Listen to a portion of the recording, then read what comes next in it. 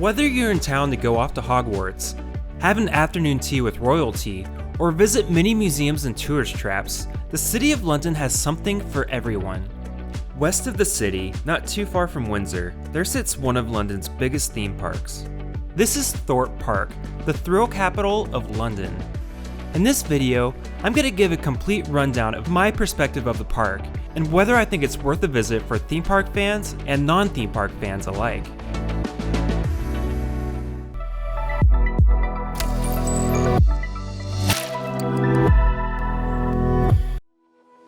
I would just like to point out that this is my first and only visit so far to a park within the UK. Therefore, I can't quite compare Thorpe Park to Alton Towers or Chessington Adventures down the road. However, with that said, and with my experience at many American parks, I can confidently say that I had a great experience at this park. Operations were fantastic, the park was clean, and the ride selection was well above average, even with the ride closures I encountered. To me, this is most definitely a theme park rather than an amusement park. You can tell that the park's parent company, Merlin Entertainment, puts priority into making a moderate amount of immersion into each ride, and a massive amount of immersion into a few particular attractions here, especially the horror attractions. Thorpe Park is built on an island that you trek into after crossing a scenic lake past turnstiles. The park is broken up into 8 island territories. I have to admit, there were a few times where I didn't know what land I was in, and some borders stretched where I didn't expect. But at the center of each territory, the theming is appreciated, recognized, and understood.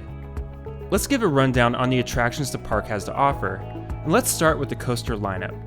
As of this video, the park is headlined by Stealth, Swarm, Nemesis Inferno, Colossus, Saw the Ride, The Walking Dead, and the future Project Exodus, set to debut in 2024.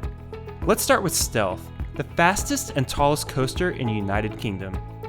It stands at 62 meters tall with an acceleration of 0 to 80 miles per hour in a span of 1.9 seconds.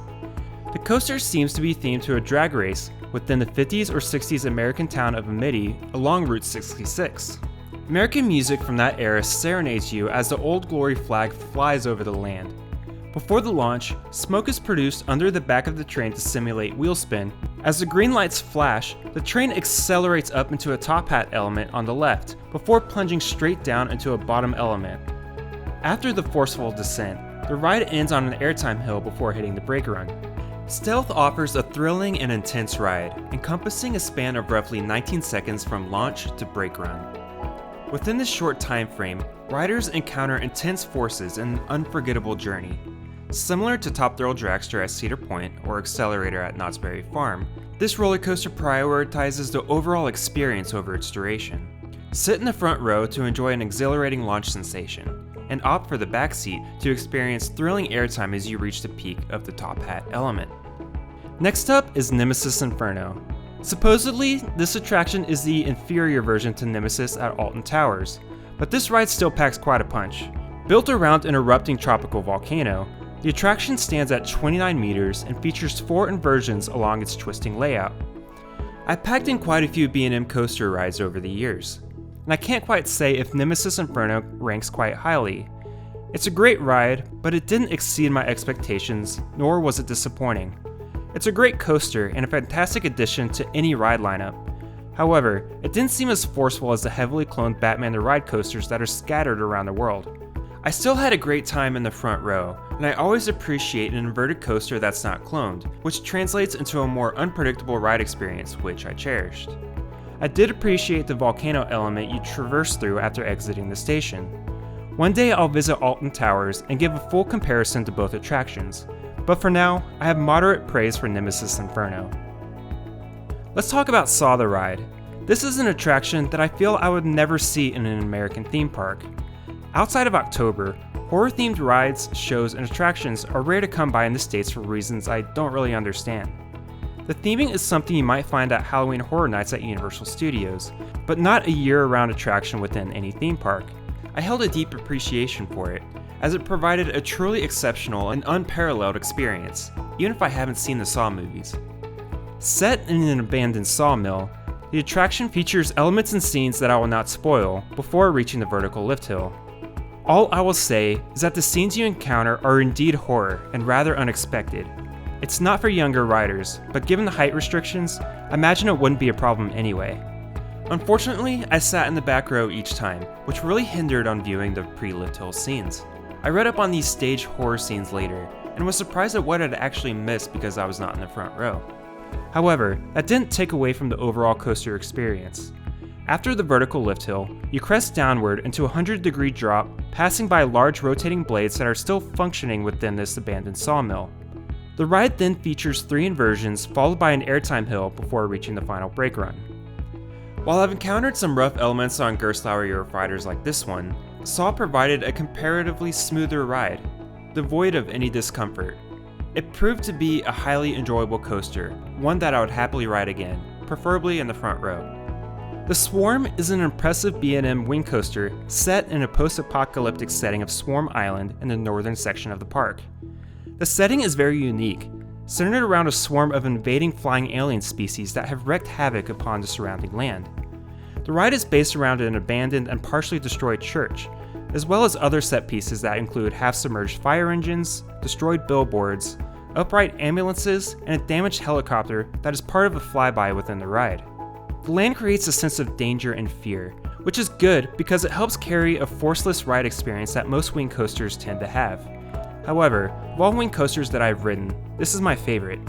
The ride begins by facing an upturned police trailer as you crest up the lift hill within the destroyed church. The top of the 38.7 meter hill is an unforgettable experience as the train slowly turns you upside down in a remarkable dive drop element. You get an unsettling amount of hang time up here before diving down into a zero-G roll that is followed by a descent into a partially destroyed billboard. The remainder of this ride contains numerous inversions and flybys with apocalyptic set pieces before returning to the church. The ride feels short, but it definitely makes up for it, primarily by its setting. Like other attractions at this park, there are details around every corner. The land makes you wonder what the backstory may be, and raises questions as to what the Swarm may actually be. This captivated my interest, and I personally think this provides a positive aspect, as it makes you more invested into what this ride has to offer. I imagine that the vast majority of parkgoers may not care, but I praise Thorpe Park for putting an effort in elevating the ride experience beyond just the ride itself. Also, theming the on-ride photos to missing persons, that's a nice touch. Walking Dead the Ride provided yet another surprising and highly enjoyable ride venture, once again thanks to its exceptional theming. Like Saw, this is another horror coaster attraction, and they do not hold back on the horror element. I don't want to spoil too much, as there are set pieces that add to the experience if unknown beforehand. Thorpe Park raises the stakes and tension within the building that targets older audiences, but just be aware that there may be scare actors. My boarding group was heavily startled, and this attraction is very reminiscent of a haunted house attraction within the forward and exiting corridors of the ride. Unfortunately, I missed out on Colossus, one of the major coasters here at Thorpe Park. During my visit, this 20-year-old coaster was receiving a much-needed retracking to help prolong this attraction for future decades of enjoyment. It's very possible that by the airing of this video, the ride will be up and running again. This record-breaking 10 inversion coaster seems to be a can't-miss ride within the park's Lost City area of the park. If you see it running, give it a go. Hopefully I'll have another opportunity to experience this one on a return trip to the UK. The rest of the park is filled with a solid lineup of flat rides and water attractions. They could have put a greater emphasis on family attractions, but the ride lineup is still thrilling nonetheless. I missed out on another key attraction here called Ghost Train, which was closed during my visit due to construction on its re-theme. I've heard good things about this motion simulator and illusion attraction, so give it a go. Flat rides in this park include Samurai, an intense top scan attraction within the Old Town section of the park. There's Rush, an S&S Scream and Swing attraction that provides a great ride. There's also various other moderate flat rides to round out the lineup within the park. One thing you might notice about the ride lineup is that the park doesn't cater very well to young families. There is an Angry Birds land, but it only has a 4D attraction that I didn't visit, along with Dodge and Bumper Cars, a drop tower, as well as a teacup ride themed to the Dobble card game, which is probably the most unexpected ride theme I've ever seen. The theming for Angry Birds seems rushed and kind of slapped on, and I feel like there's a lot of potential here for a unique attraction considering its gameplay. However, the game is slowly becoming outdated, and perhaps investing further into this land may not be on the menu. The park got rid of its log flume for a future major attraction, but there's still a few solid water rides. There are water slides surrounding the Midi Beach area near the front entrance, as well as Tidal Wave, a shoot-to-shoot ride that has everyone lined up along the splash area at the bottom of the drop. Rapids attractions like Storm Surge and Roomba Rapids round out the remaining water rides within the park. One of the reasons for the lack of family attractions is perhaps due to the proximity to both Chessington Worlds of Adventure and Legoland Windsor. Both of these parks target younger audiences, thus making Thorpe Park the thrill capital of London. In catering to thrill seekers, Thorpe Park has a major attraction on the horizon that's currently named Project Exodus. It's set to become the tallest coaster in the UK, set to debut in 2024. I'm going to keep an eye on this, as this is just another reason for me to return as soon as possible. All in all, I had a fantastic day at Thorpe Park. I didn't realize I planned my visit on a bank holiday, but the crowds were still manageable. I had ordered the fast track system for skipping lines, but I probably wouldn't have needed it anyway.